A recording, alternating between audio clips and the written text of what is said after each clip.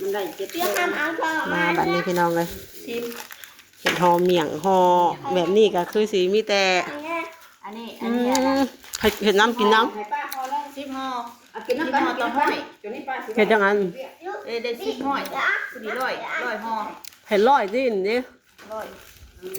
อันนี้เห็ดร้อยแซ่บไปดิแซ่บไปดิ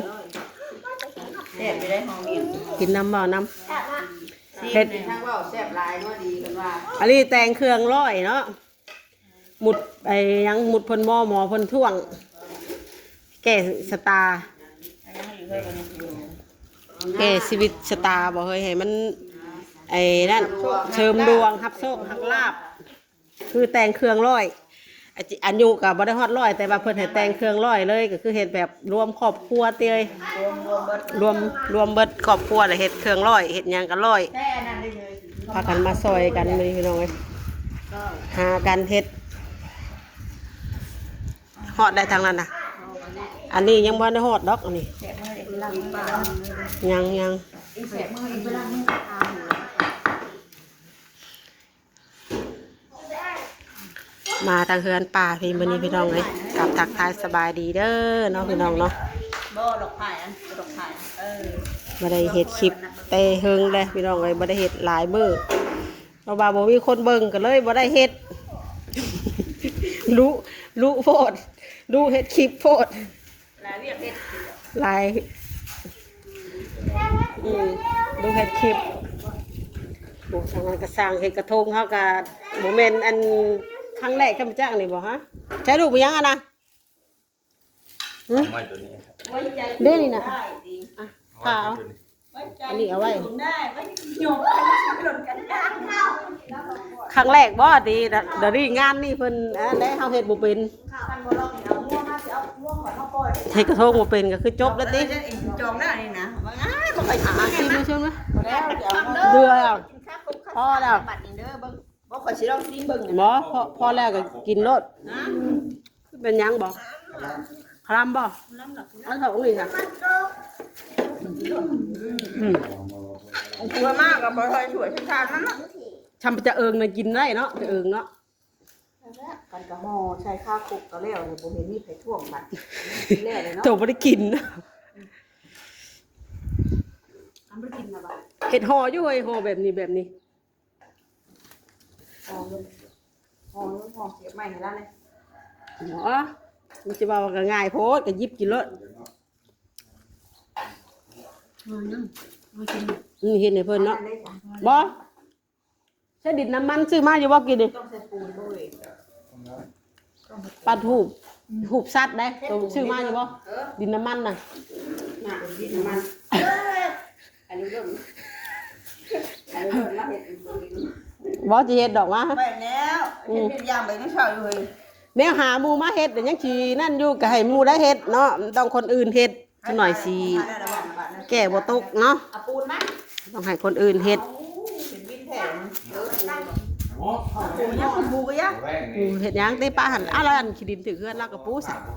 ไม่ก็น่าเลยเห็ดกระทงเด่นอย่างเอามานั่นนะ เฮ็ดทีละอย่างก็ได้ ปูนอยู่นี่ป่ะโอ้ยังไม่ได้โกยหนักนะบ่เนี่ยอันนี้ก็ร้อย ยัง ร้อยกันดิ ยังบ่ทันฮอดดอก ร้อยแม่นบ่แม่น ร้อยตา ที่ได้บ่ท อ้ายเฮ็ดหมากปูโอ้ยเพื่อเพิ่นสิมาแล้วอยู่ดอกเอ้ย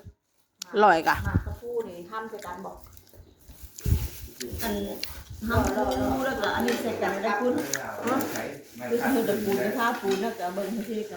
เอาบอกอ่ะ บอกว่า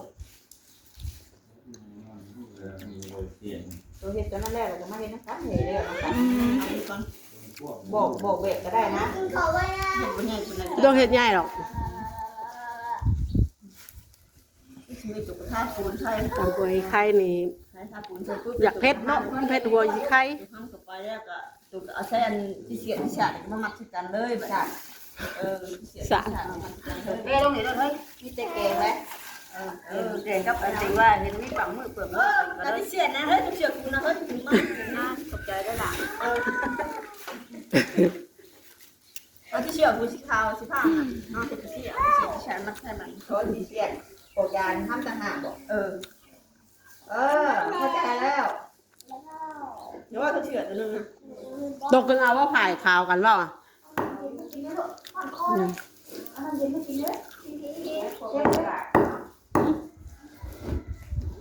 ทางไม่ขี่ มันหัว มันจะได้เป็นมเหสีวะ อยากจะต้องมันถึงวันไหนดิ ทำจะเป็นมเหสี มันรู้ซะบ้างว่าขาดน้องพรไม่ได้ดิมันยังเขาว่าใจจ้าพรน่ะนะแม่พวก เขานักโคกจนบ่สะพรก่อนกเป่าห้องเพลงกันก็ห้องเพลงอย่างก็ว่ะ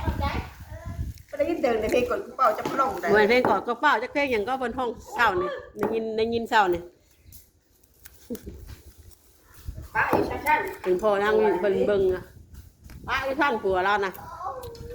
อันนี้ก็แม็กซ์เก่า คือเขา เอาไม้กับแม็กซ์เก่าเอาเนาะเฮ็ดให้มันดีมัน ได้เอาไม่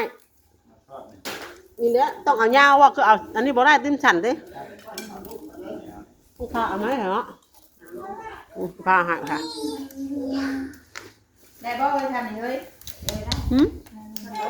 แล้วนะกันแล้วเอาไปที่ห้องเนี่ยที่ทั้งค่ำเหมือนนี้เด้อนั่นแหละใช่ปีบนคนกันไปน้ำนะตัวได้ตัวบ่ไล่ตัวยามันเนี้ยนี่ตัวคู่ตัวคู่เนี้ยใช้เฉียดมันกันมันนะเด็กเฉียดมันเนี่ย ว่าแต่พาได้บ่ไอ้เกือบถึกละพากันกันนี่ว่าเถอะยันดินบุญใหญ่บ่ม่วนดอก หนาแก้วดี เยอะยันฮอดบุญใหญ่ก็จักสิหายเครียดกันหรือบ่ เพราะได้ยินเสียงชนะถึงกันเลยว่า หายเครียดกันรถดิ อายก็ได้เสียงนะ ดินบ่มีผัวบ่มีเมียนี่บ่ม่วนได้เฮ้ยดินจ้ะ หัวเก่ามีเงินนะ โอ้มีเงินก็ม่วนก็ต้องม่วนนํกันเนาะ กูอยากไปน้ำมันกูอยากไปขนาดบ่พ่อค่ะคือแบบว่าเฮ้กับเฮ้บ่พักบ่ บ่ฮักได้ ต้องเฮ้กับเฮ้แบบว่ายิ้มด้วยกันเฮ้กับยิ้มด้วยกันไปน้ำนะ ไก่เด้อเนาะไก่บุญใหญ่ก็ใกล้จะเข้ามาฮอดแล้วพี่น้องไปบุญใหญ่ก็ยังเดืออีก10กว่ามื้อเดือ10กว่ามื้อก็ฮอดบุญใหญ่เลยครั้งนี้สิมื้อเลยครั้งโอ้ยไปกินข้าวบ่ลูกบ่บาดดีปลาดุงเนาะลูก ไปเห็ดเหล้าหัวกับส่วนเห็ดไปเห็ดเหล้าหัว น่าดังนะแต่งเครื่องกับแต่งแต่ละอย่างก็ร้อยอันนั้นก็ร้อยอันนี้ก็ร้อย อันนี้ก็ร้อยนี่ก็ พอดีเพื่อสีฮอดอันบายให้แล้วเบิดทุกอย่างเนาะก็คือสิแล้วทันอยู่ดอกตอนนี้ก็กำลัง9 โมงเช้าอยู่เด้เฮ็ดอย่างเฮ้ยแต่ฮูบสัตว์ปั้นฮูบสัตว์กับฮอดร้อยคือกันโบยโอ้ก็เดี๋ยวครูตัวสัตว์ครูกระทงก็ซื้อเสียครูตัวสัตว์ก็หลายตึกอยู่ได้เฮ้ยร้อยคือกันเด้12 ราศีเนาะให้ครบ12 ราศี เป็นวินนี่ดาไป ฮะ ว่าแล้วไม่ถามพ่อถามแล้วดิกับเราเนี่ย พอเฒ่าพอตู้เป็นวิน ที่ว่าจะเอาเรามาพี่เราบ่มาฉันพักมันมา ตัวถามกี่นี่เป็นวินบ่กี่นี่นะ เราบอกว่า ไปฉันเมื่อปะ มันจะวิน เมื่อหน่อยปะ ไปเดี๋ยวถูกไหม แล้วอยู่ดอก เอาสิยาวบ้านในช่วงนั้นกินอยู่ว่าจะ กินอยู่ปลาสอนบ่โทรมากิน เราเอิ้นแค่ว่า ยันเราย่างมาหาปลาสอนได้ เราคือสิยางได้ เดี๋ยวเราก็สลงสงเล่งมาหั่นแหละไปมา จะเอาขนาดจะถึง5 ปีแล้ว โอ้ มันจะได้ราคา มาเดี๋ยวสิเบิ่งเองหรอกไปเมื่อเบิ่งก่อน ว่า คนเฒ่าอากาศร้อนน้อยมันโดนเราเป็นวินเรื่อยช่วงนี้หน้าร้อนมันได้เป็นได้เฮ้ย ว่ากินนี่อัน ยึดคนเลิกกาแฟเขาให้เรากินกาแฟ กินกาแฟบ่เนาะคนเฒ่ากินกาแฟ แต่ว่าไปกินกาแฟ ไปเมื่อเบิ่งก่อน ใจกันจ้ะว่า แม่ ยิ้ม ไปให้หลัง แม่มาช่วยเวียดป้าเลยแม่น้องบิวตี้ถือกล้องให้พี่น้อง การ เลย สัมภาษณ์อีกบ่ติ เห็นแม่อยู่บ่ไปถ่ายไก่แท้นี่เหรอ ฉันแม่ลูก เห็นแม่อยู่บ่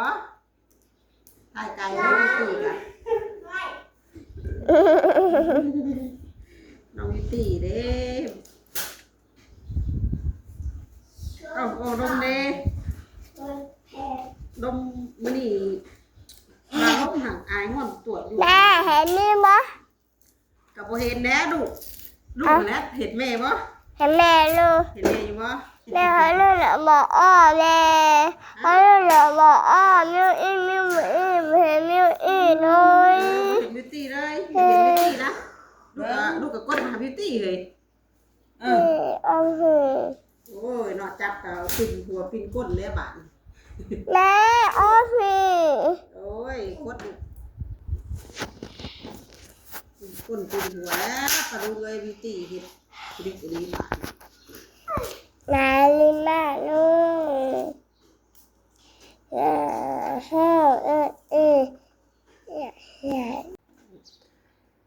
น้องวิตีจับกล้องให้กับบุกไปบุกมาอยู่ปลาดูเลยเป็นอะไรทำนั่นน่ะใกล้สิได้ได้ขมากนะกำลังได้ครึ่งสมุงทางได้สมุงนึงยังบ่แล้วบัดนี้ยังอีกกอกยาอีกกอกยาก็ร้อยอีกขมากก็ร้อยเครื่องสมุนเลยค่ะก็ได้60นึงนี่60แบบนี้60ยังพอร้อยบ่สานี่คือว่าข่อยใกล้สิได้แล้วว่ะเนาะ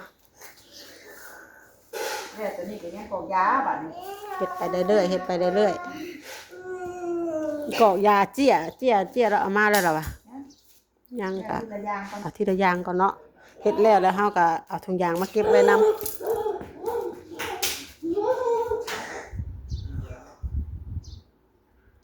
อย่ามาแล้ว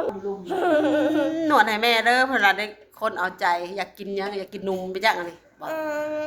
บัดนี้บรรลุงามๆอยู่ซะบัดนี้บรรลุงามๆอยู่ซะไปจะเอาเงินให้ไปซื้อขนมบัดนี้บรรลุงามๆมาเอ้านวดอยากได้ล่ะนวดเอ้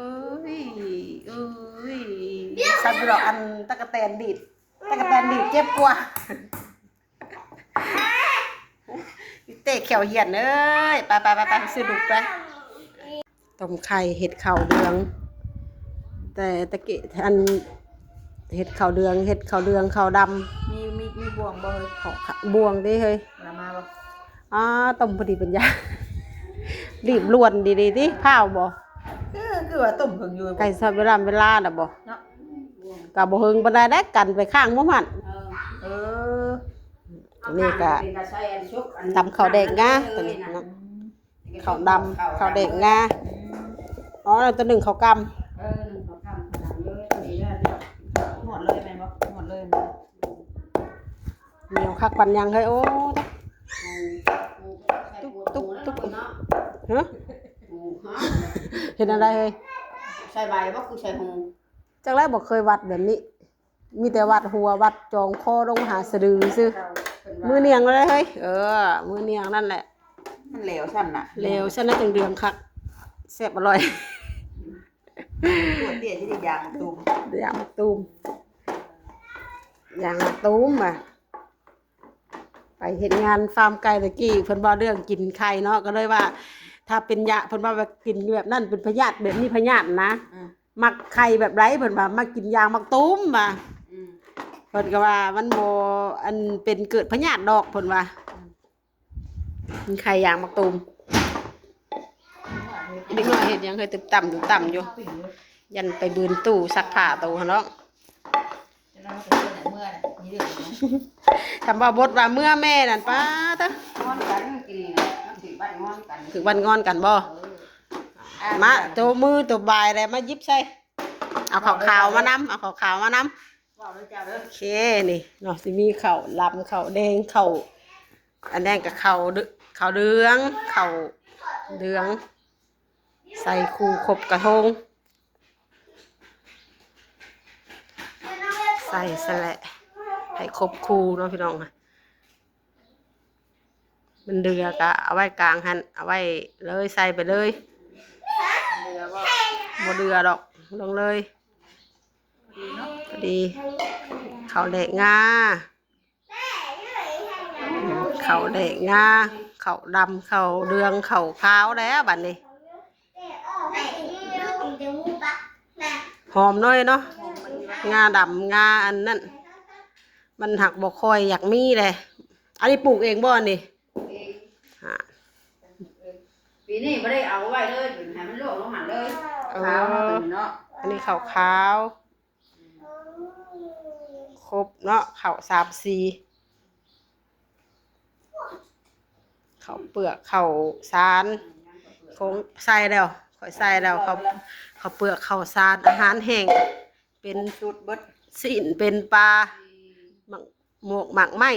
ส้มเมี่ยงเฮาก็แต่งครบเบิด อย่างของหวาน ของเมี่ยงของหวานถือว่าครบ ถุงเงินถุงทองบ่ ถ้วยเงินถ้วยเงินถ้วยทองตั้งแต่อันนี้ได้นี่นะเฮ้ยคนน้อยนี่สินใหม่ได้เฮ้ยกินข้าวก่อนเนาะโอ้โหเนาะพอแต่งแล้วนี่ก็เครื่องร้อยนี่ก็จนบ่ายจนเที่ยงมาเฮ็ดแต่7-8 โมงจนเที่ยงหาดว่าหลายคนได้นี่บ่จบสมบูรณ์นี่พี่น้องเอ้ยก็สิมีประมาณนี้แหละเนาะพี่น้องเนาะเครื่องก็จะมีของสมของหวานของข้าวแหนะให้เพิ่นลงมาเอาไปแล้วก็ปลดปล่อยแล้วบัดมีแต่โชคมีแต่ลาบแล้วบัดนี้ฮัดแต่งเครื่องให้เพิ่นมาได้มาใส่เรียบร้อยแล้วไข่ก็เบิดเดี๋ยวก็ลองคิดเบิ่งอีกก่อนมาขาดหยังคิดเดี๋ยวเฮาก็ค่อยคิดไปถ้าขาดหยังแล้วก็ยังเอามาใส่อีกมีแต่คนบ่เคยซ้ำเนาะโดดน่ะจักกระทงก็เหี่ยงซ้ายเหี่ยงขวาเอาไปสิได้เนาะพอได้อันเดียวมันแบบว่าผู้เพิ่นเป็นผัดเพิ่นถือเฮ็ดนะเพิ่นถือเฮ็ดแต่งเพิ่นเป็นผู้นั่นแหละเพิ่นจับบายบ่ได้อะไรก็ให้ไอ้น้องมาซอยถ้าเฮาจับบายก็มันสิแก้บ่ตกพี่น้องผู้เราฮู้จักแน่ทางนี้ก็ป้าตะน้องบิวตี้อ๋อสมมามล่ะใบสมเดี๋ยวมาเบิ่งคิดไปอีกติพูดเด้งเฮ้ยพูดเอามันจังบ่เกะกะเนี่ยเต็มเลยนี่ยังอันซัดเฮาอีกได้บัดนี้ยังซัดได้แล้วสิไปยังอันหูบงัวหูบควายอีกได้ถูกแล้วเอามาให้กะ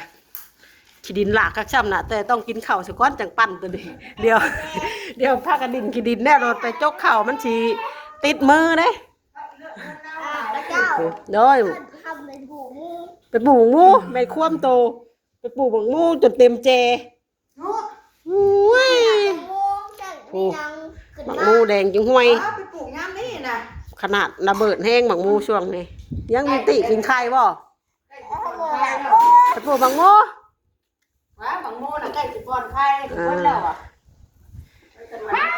แกะให้ปลาคินแกะให้ปลูกบ่ ไอ้แบงปลูกหมักหมูขนาดนั้นหมักหมูระเบิด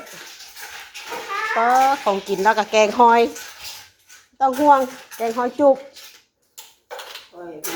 ปลาหน่วยใหญ่เต้ยนี่ออมหอย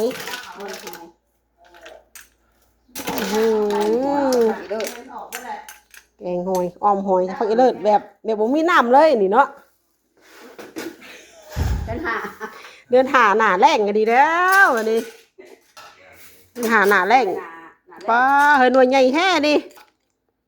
หอยบ้านเฮาก็หน่วยใหญ่ขนาดนี้บ่เฮ้ยนี่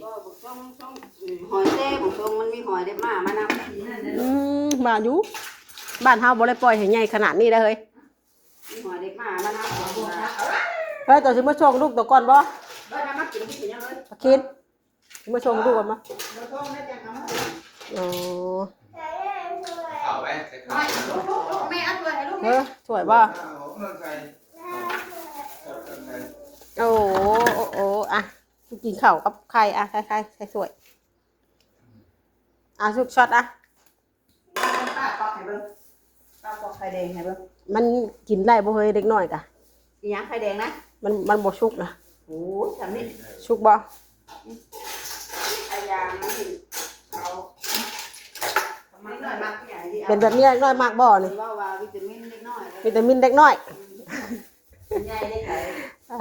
บ้าแบบนี้ก็หากินข้าวกินน้ำก่อนเนาะบัดนี้เนาะพี่น้องเนาะไปแล้วพี่น้องคลิปนี้ก็ประมาณซ้ำนี้เด้อน้องพี่น้องเนาะเดี๋ยวพอกันในคลิปต่อไปพี่น้องฝากเป็นกำลังใจให้แม่น้องวิวเด้อน้องพี่น้องเนาะคลิปนี้ก็ลาไปแล้วขอกล่าวคำว่าสบายดีผู้ทุกคนมาเฮือนป้ามาซอยเวียกมื้อนี้กินแกงหอยก็บ่ได้กินปีนี้ก็ ถือว่าสองเทื่อนี่ปีนี้สองเทื่อนี่เนาะตอนนั้นก็บ่ได้แม่นหอยบ้านเฮาได้เอามาแต่แกงกอกอันนี้เอามาจากเซดิตอนนั้นเอามาจากแกงกอก มันมีหอยเด็กมาก นี่ก็ถ้าอาจารย์เพิ่นขึ้นมาบัดนี้น้องเอ้ยตอนฮอดเวลาเพิ่นก็สิขึ้นมาเฮ็ดมาแต่งเนาะพี่น้องเนาะ กินไป ไปแล้วพี่น้องเอ้ย